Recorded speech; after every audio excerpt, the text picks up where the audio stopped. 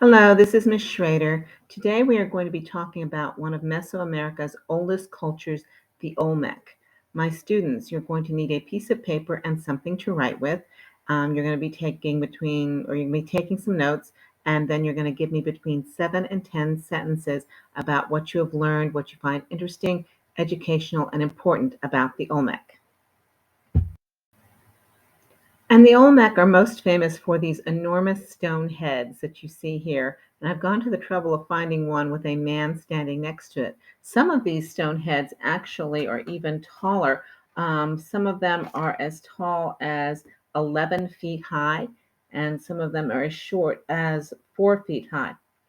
They are carved from a single block of volcanic basalt. And originally, they were found buried in the ground, and we don't know if that has happened due to erosion and in time they were just covered up, or if the people actually in time decided to cover them themselves. Okay, so the Olmec are the oldest known Mesoamerican civilization, starting in around 1500 BCE, or somewhere between 1500 and 400 BCE, and continuing all the way until the 1600s AD or CE. They are famous for a variety of things. We're going to start with the location that they're at, that you can see from this map. They are in the southeastern area of Mexico today. They are famous for four different sites: San Lorenzo Tenochtitlan, La Venta, Tres Zapotes, and Laguna de los Cerros. Now, Olmec is not the name they called themselves. This name was given to them by the Nahuatl people who are related to the Mayans, and Olmec in their language meant rubber people. The Olmec were sellers, traders in rubber, and traditional rubber, real rubber, is developed from trees like a sap, and once it dries out a little bit, it becomes bouncy. And so the Olmec traded with other groups, including the Nahuatls. I hope I'm saying that correctly, for rubber. And so, who are the people you get the rubber from? Oh, that would be the rubber people, the Olmec. The Olmec also are the original people who had games using these type of rubber balls like the one you're seeing here, which I understand is about 3 inches in circumference. And the games that they used are the ancestors of some of the games that the Mayas and the Aztecs used.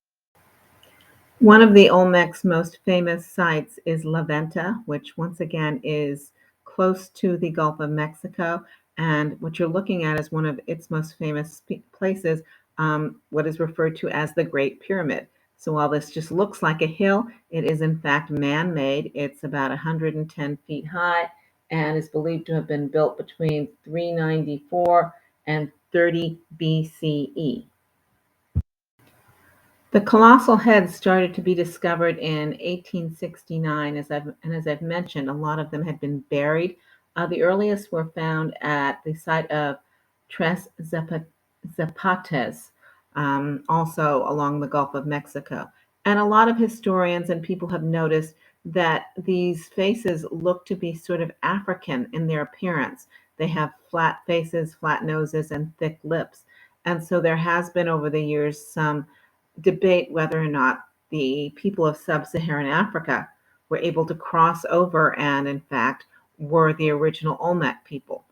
They have done DNA testing on the current descendants of the Olmec and basically have come to the decision that no, that is not the case. They actually believe this is what the Olmec looked like.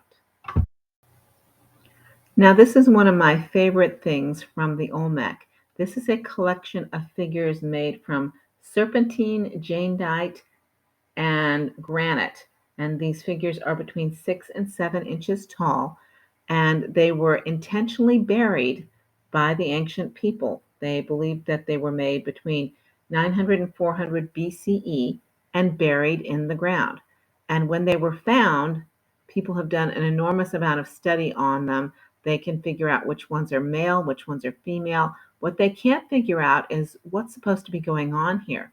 To me, it looks like it could be a confrontation. Maybe they're getting ready to have a fight. Maybe it's a discussion of a way to avoid having a fight, and we really don't know. Okay, here we have another statue that is at La Venta.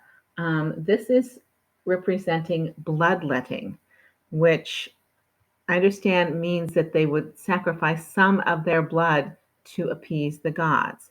Now, there is some question as to whether they did human sacrifice, and this particular statue seems to suggest that that's true.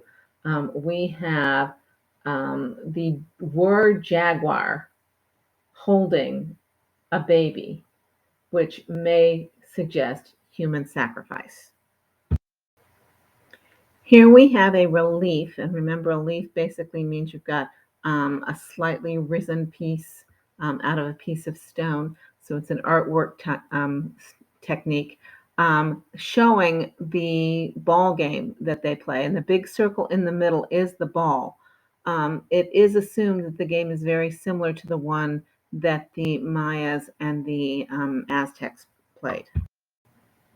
Now, this is the back of Stela C from Tres Zapotes, which is an Olmec archaeological site. It is the second oldest long count date yet discovered.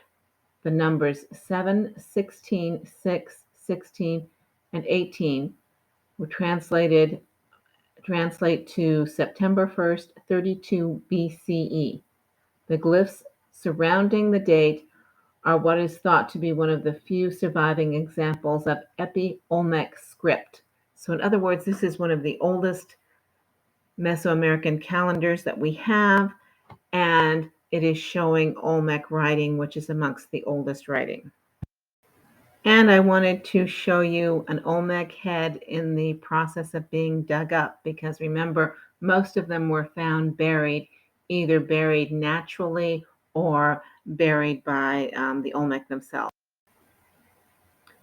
As time went by, the Olmec culture weakened as the Maya and then later the Aztecs strengthened.